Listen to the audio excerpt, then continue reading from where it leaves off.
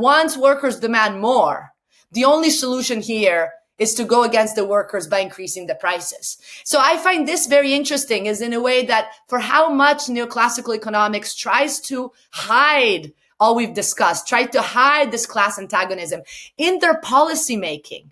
For example, in the fact that they knew to increase interest rates when the labor market is too tight because unemployment is too low and thus workers are getting a lot of bargaining power. What's interesting is that in their very policy solutions, they display this fundamental characteristic of class struggle that they try to hide by giving a sense of harmony. It comes out because this is the reality of the system. Again, it's not the fault of this or that capitalist. The reality of the system is that for this system to operate, if wages are too high and are higher than the productivity of labor, the system is in trouble.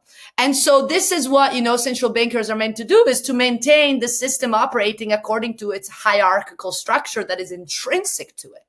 And so I wonder how we can relate the understanding of inflation that is in the world to the understanding of unemployment that is in the world, because I think these two very big problems that the system has are explained away by mainstream economics, but actually say a lot more about the reality of the system than we would think. So maybe, Rick, you could tell us a little bit more about exactly how is unemployment understood by mainstream economics, and how should we actually understand it? And how is this related to inflation?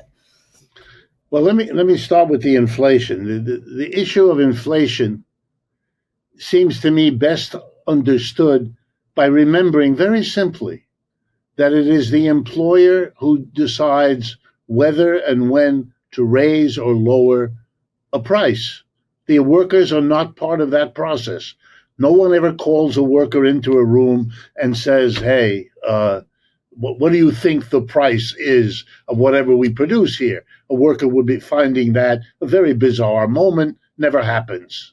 So the employers do it.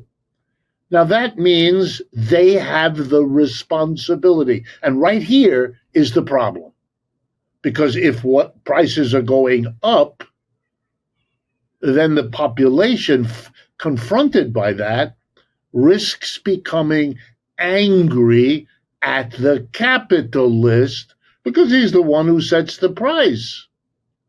The capitalists have understood this from day one. They must develop a whole series of explanations that blame somebody else.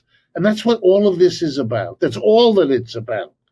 So it's the banking system, or it's the government, or it's the workers, or it's anybody but me. And here's the irony.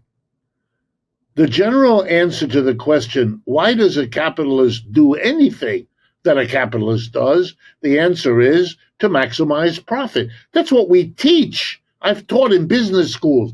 That's what the business school teaches the capitalist how to do.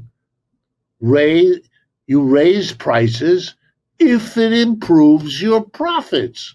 You lower prices if that were to improve your profits. And if enough extra people buy at a lower price, well, then it may improve your profits.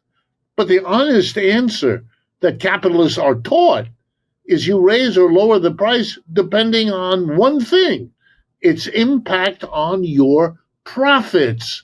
You're not told to ask, what will that mean to the general public? That's not your concern. You have neither time nor education to do it if you wanted to, and you don't. And by the way, the same applies to employment. You hire or not people if it improves your bottom line. If you're better off having fewer workers, you'll fire them. If you're better off having more workers, we make the employment of human beings held hostage to the capitalist, profit-driven system. And there again, we blame everybody else. Look at the businesses today. They are allowing Mr. Trump to do what he does, and they are already beginning to blame their price decisions on the tariffs that they're being. That's the way this is always done. We should never be fooled. because what is in the minds of a worker is all the other things that ought to be taken into account when you're thinking about these questions, but which conventional economics pushes out of the story, pushes off the table. Let me use the example of artificial intelligence. Let's suppose there's an artificial intelligence mechanism that allows your workers in an enterprise to become twice as productive as they used to be. What will the capitalist do? He will buy that technical mechanism, the AI, and he'll fire half his workers. With half the workers, each of them now twice as productive, he'll have the same number of outputs, sell them at the same price, get the same revenue, but his profits will go up because half of the revenue he used to have to pay half his workers, he doesn't have to pay because he fired them. He will make more money. And that's what he'll do. And so we're all worried that AI is going to hurt employment. Stop. Let me show you very simple arithmetic. That employer had an option, an alternative. That employer could have said to all the workers, I'm going to buy the AI machine, and now you're all safe. I'm going to pay you exactly what I paid you before, but you're going to work 4 hours a day, not 8. Because you're doubly productive. In those 4, you will produce as much as you used to require 8 hours. The output will be the same. You're all working half time. I will sell it for the same price. I will get the same revenue. And I will give you your same wages. My profit won't go down. I'll have the same profit I had before. Wow. What would that mean? It would mean using a new technology to fantastically improve the leisure of the working class, who are the vast majority. But the system will never do that.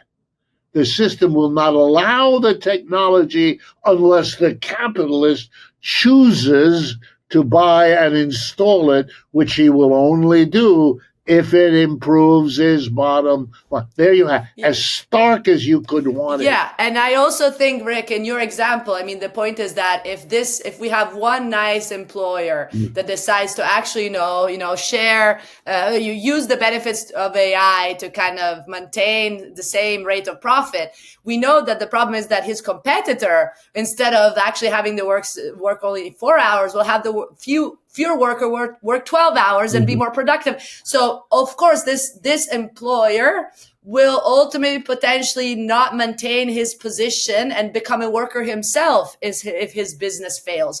So I guess here the point is that the bottom line here is that technology, of course, is not the issue in itself, but technology is not neutral. It depends how it's used.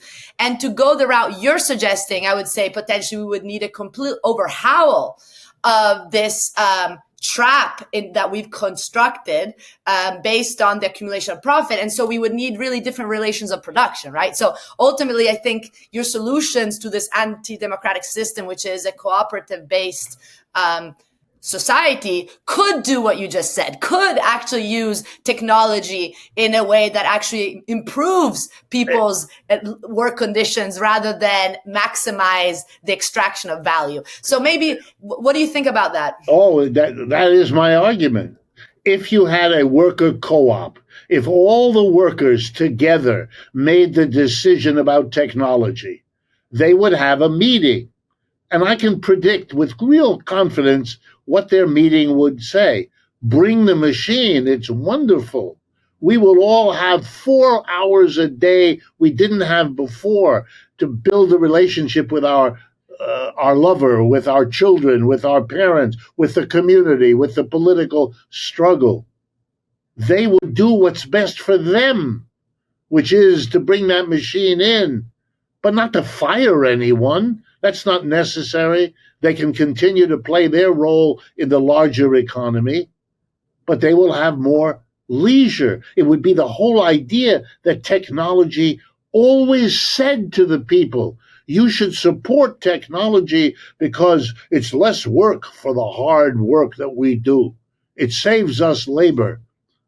Yeah, but if you had a worker co-op, It would save you a lot more labor than you will ever get saved by the capitalists. That's why, even though we've had 2 centuries of capitalist technological progress, if you look at the statistics, workers are working the same number of exhaustive hours today, if not more, than what they used to. It has been unable, you can't get the benefits of technology with capitalism that would be available if you had a different logic and a different mentality. Rick, I wanna ask you, because I know this then becomes a topic that, again, I think the point is that speculating about alternatives makes little sense. The point is actually to put them in practice. But we can learn from historical experiences.